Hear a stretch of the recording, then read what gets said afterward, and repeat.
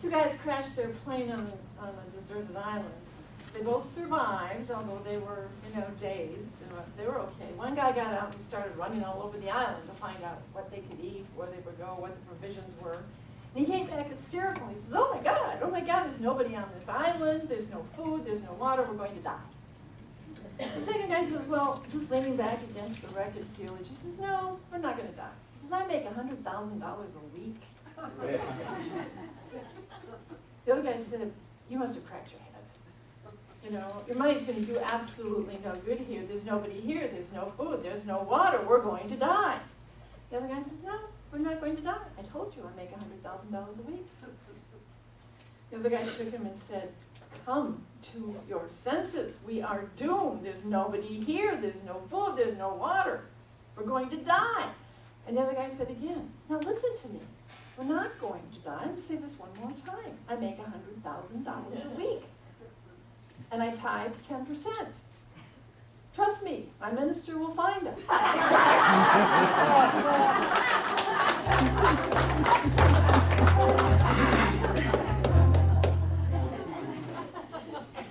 Well, when we think of tithing, the word tithing, everybody gets, oh no, the church is asking for more money again. Or the center is asking for more money.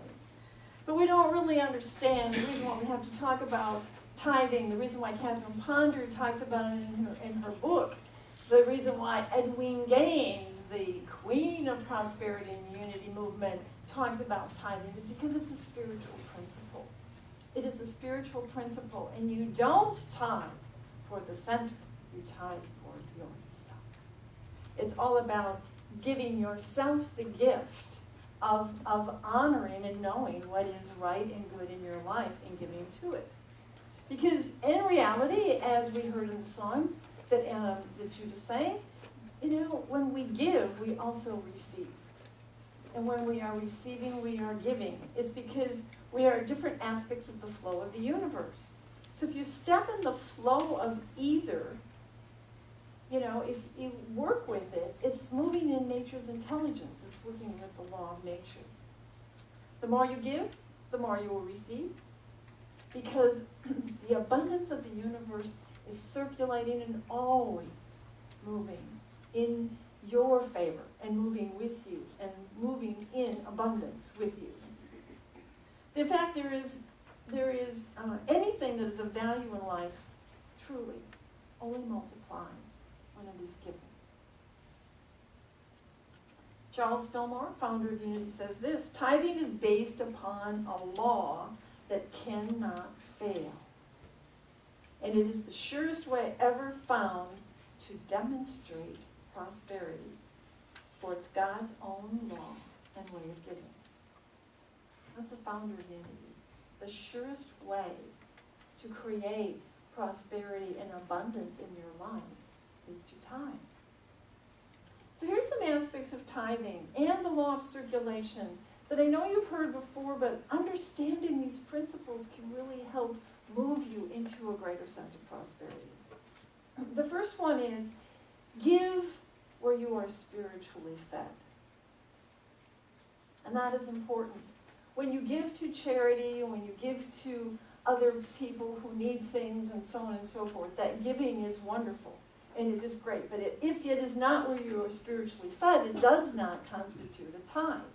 Because the idea is to give where you are spiritually fed. If you give to our center, then our center is going to flourish and continue to be able to offer you the spiritual messages and the spiritual, path that you desire. So the more that you give to the place where you are receiving your spiritual growth, the more it can survive and support you on your spiritual path.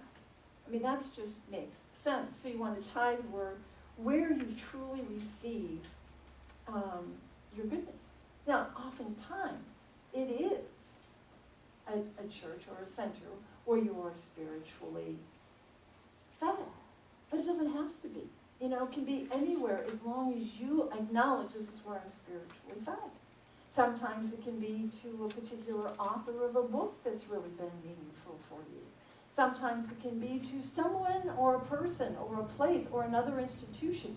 It's where you are spiritually fed that is important, because that's what you want to continue to work in your life.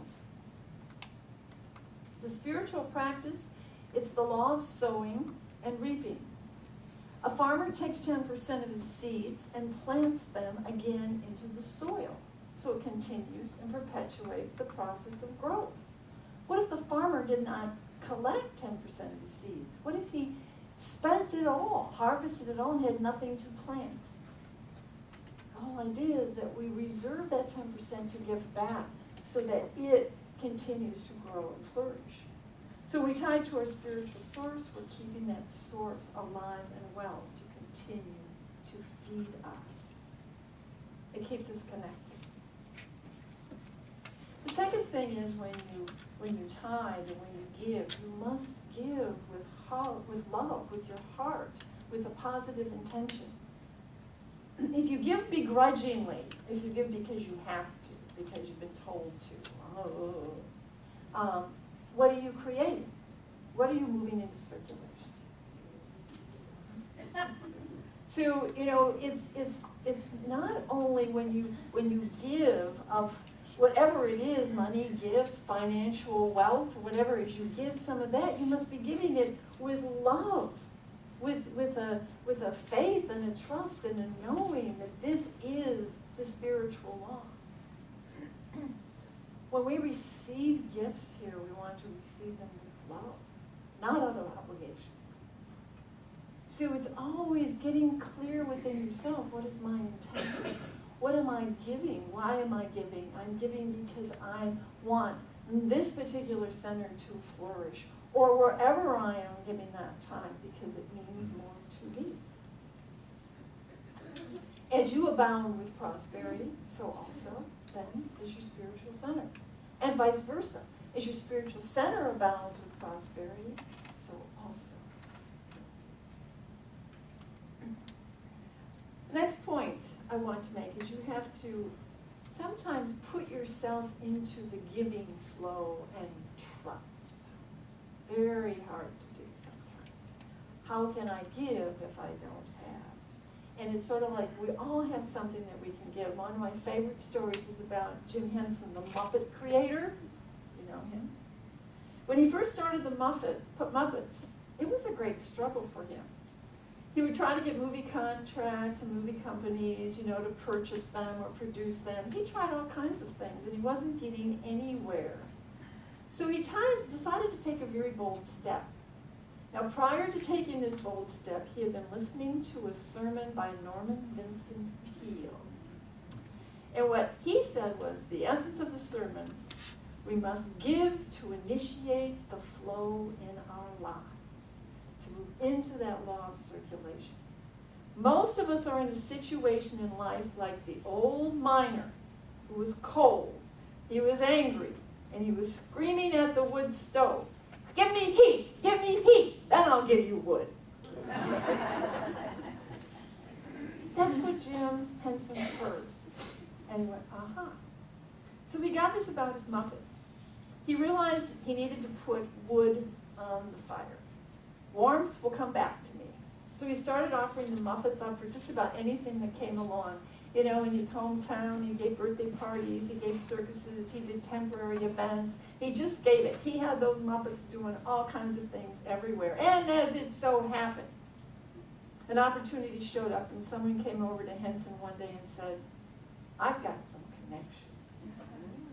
Would you be interested in contributing your Muppets to an educational children's program called Sesame Street?"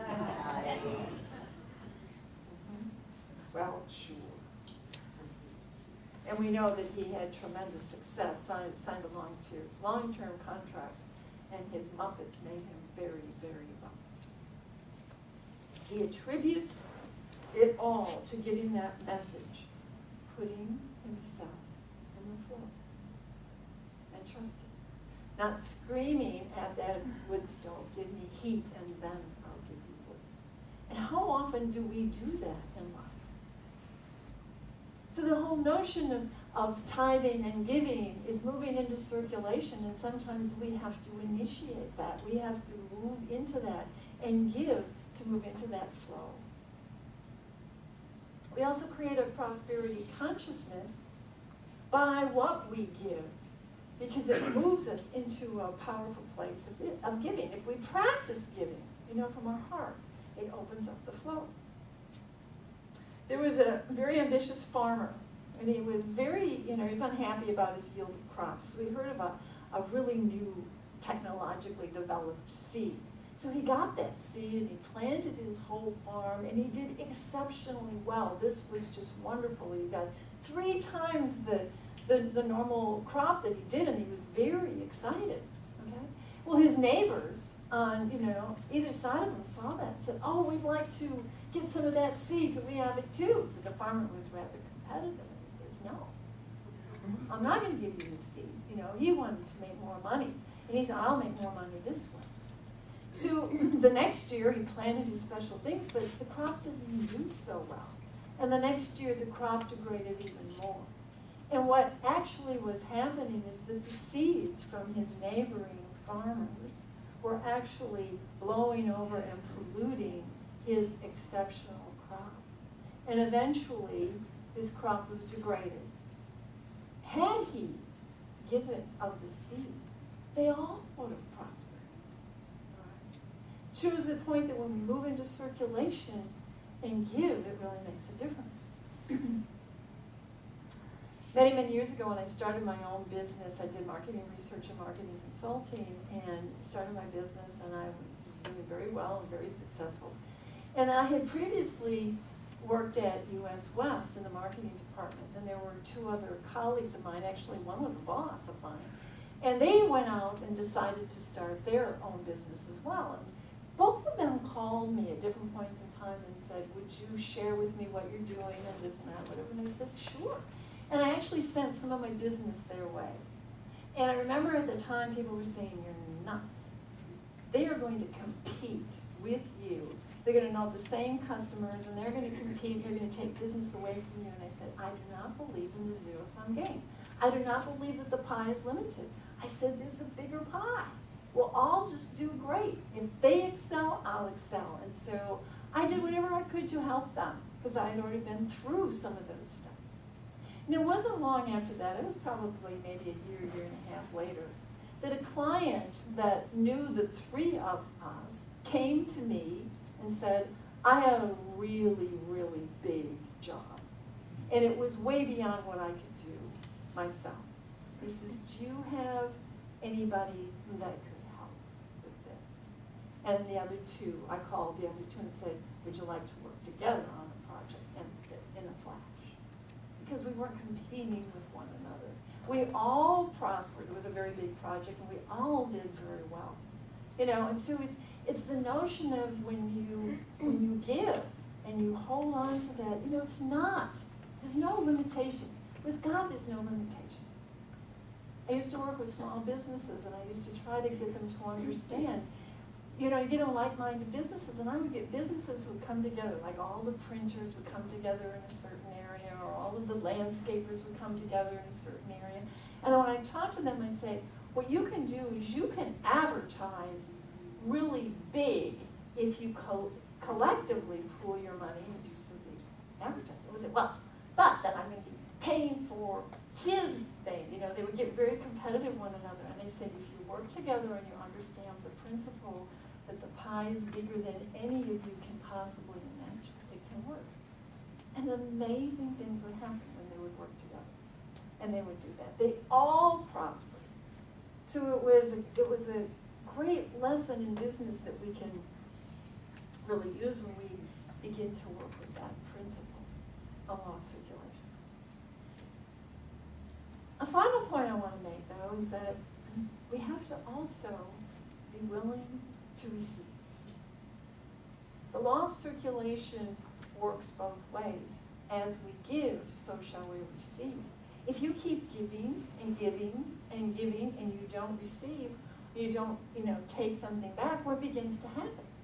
It can overflow. It can get dissipated. It can get stuck.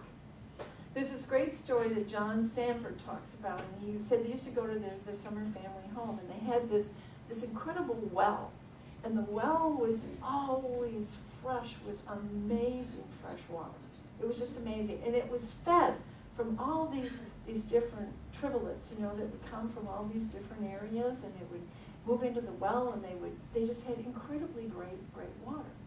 Well, after a while, they decided to go a little more modern or whatever, and they put in, city plumbing and piping and all this and that, and they tapped off the well. So, he went away, and then he came back one time and said, I just want to go back to the cabin, and he came in and he said, I'm going to open up the well, and we're going to taste that great fresh water. And he opened it up, and he found it was dry, totally dry. And he didn't understand that until he realized that all of these places where these trivulets came, all this thing, but because the water wasn't being pulled up, it no longer had a reason to feed. And so all of those trivulets had dried up as well. And he realized if we don't take the water, if we don't receive the water, it won't continue to move into circulation. And that is something we have to realize as well. If we don't allow ourselves to receive, the well will dry up. And how that becomes important in our lives is, what are we opening to receive? What are we coming forth with? I'm willing to accept a thimbleful. Am I willing to accept a bowlful? Am I willing to accept a bucketful? Am I willing to accept the gold dumpful? I mean, how big is your receivership? And that sometimes requires us to ask ourselves, well, I'll be fine with the thimble. Well, not me. I'm going to be fine with something a whole lot bigger. And why not? As you receive and you open to receiving, more starts to flow in. It's an abundant universe, and we have to be able to receive. So sometimes we stop the flow. If you accept only a thimble, then only a thimble is going to come in. You see? And actually more will come in. 10 times that will come in. So you have to open up your receivership. And if you don't, it stops coming. So receiving our good is also an important piece of that, and sometimes that which we have to look at. We give so that we may receive, and we have to be sure that we're open to receiving that and acknowledging that. And then, of course, moving into a great state of gratitude, because, as I've said throughout the entire series here, gratitude is the ultimate state of receivership. That's where we really, when we move into gratitude, we are in a place of receiving. Our lives are very full and very rich if we can begin to truly embrace some of these spiritual principles that are in the book Dare to Prosper by Catherine Ponder. However, I'm going to encourage you to simply experiment. With all spiritual laws, in new thought and in unity, what we always say is try it. Really give it your all and see if it works. Experiment with it. I'm pleased to report that we received some unexpected income tithing in our offering last week. And I want you to take this envelope, it's again in your bulletin, and really expect some unexpected income. You'd be amazed. Sometimes people just have incredible stories. Just expect it. Whoa, where did this come? Oh my God, I never thought. And then when it comes, remember this envelope and tithe on it so that more unexpected income begins to move in your life. Then I'm also going to suggest to you once again to consider our consistent giving and to fill this out and to move into consistent giving. This is a real statement of your prosperity thinking. It is a real statement of your commitment to prosperity. For as you do that, you're saying, well, what's important to me? The power of a planned giving program is that it helps you set an intention. I am going to do this. I am going to be making this much money. I know that as I give, more and more shall come forth. And you start to create a plan. And isn't that what Catherine Ponders talked about? Creating that plan, that master plan. So you stretch into greater prosperity.